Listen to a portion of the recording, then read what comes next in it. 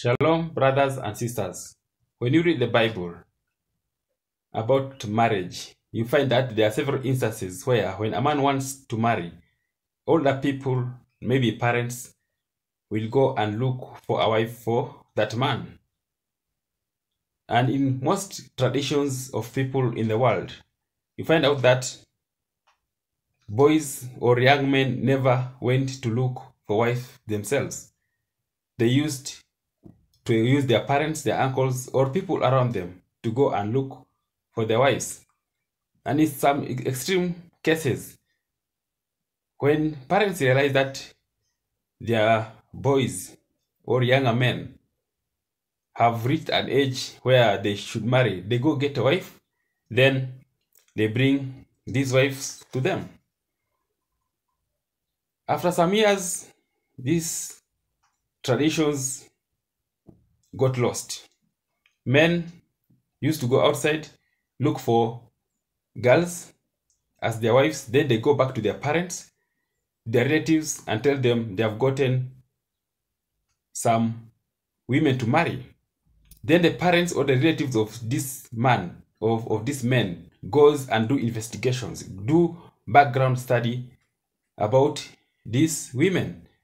And the parents of the women, the relatives of the women who were going to be married, they also take initiative, go to the men's side and investigate to see if that man going to marry their daughter is fit, if that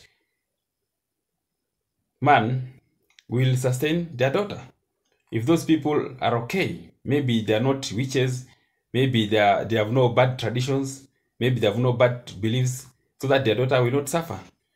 But currently, in this world we are living today, parents they get shocked that their son has married, their daughter is married, without even consent, without even asking. But due to those lost traditions, due to those lost beliefs, or due to bad teachings, marriage nowadays is not taken very seriously. And there are a lot of divorces outside there. People just come and stay, and they say they are married and they have kids. Okay, some live very well, some have problems. But marriage is a covenant. Marriage is not like any other thing. You cannot do a trial and error in marriage. It is sacred. So before you get married, for those who are not married, it's good to do background study. And if you are married and you realize that your partner have issues which are not going to as per you, what are you supposed to do? For example, if you're married, you want to marry, maybe you're not married, you want to marry, and you have not done the background study of your husband to be. At times, maybe that husband of yours to be is a breadwinner to that family. So when you're married, you get problems because you never thought that he will help his mother, he will help his father, he'll help people around them. Maybe you're shocked. You never understood that thing will happen. That's where challenges at times begins. Some cultures, you are married to a people where they think women is a property. Women is part of their property. When they are told to mention their wealth, they'll mention cars, they'll mention cattle, they'll mention buildings, then they mention you. And maybe in your area, those things don't exist.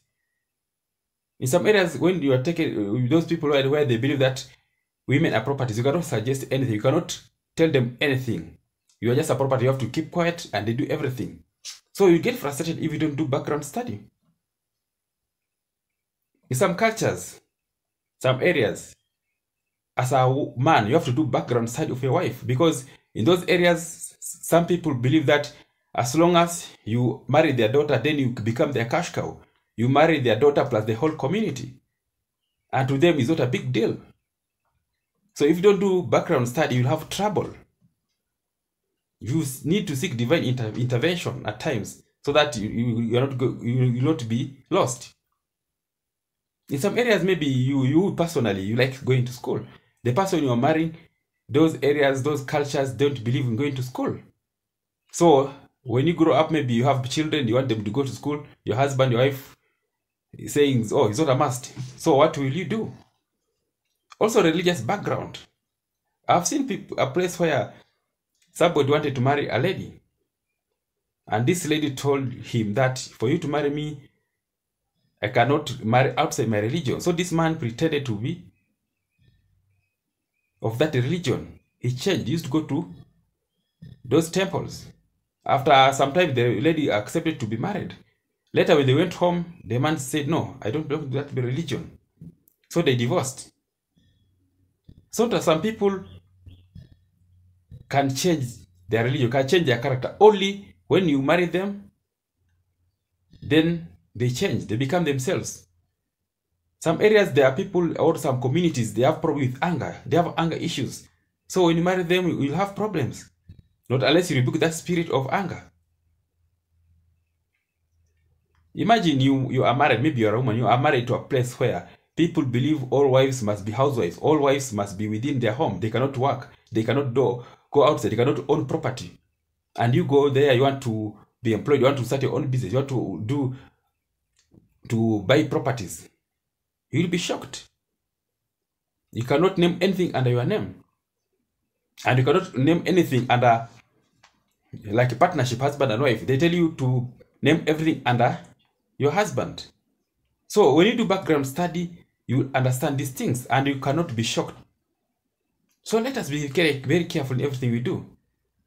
For those who are already married and maybe you realize such things later, there are always ways to fix problems. Now, and first of all, to seek intervention, then to seek understanding. Sometimes you need to go to a professional who can advise you how to handle such situations.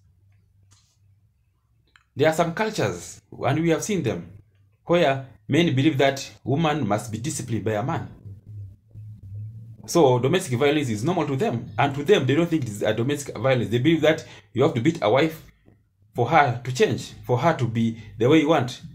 And maybe you're a woman, you have come from places where people don't beat their wives.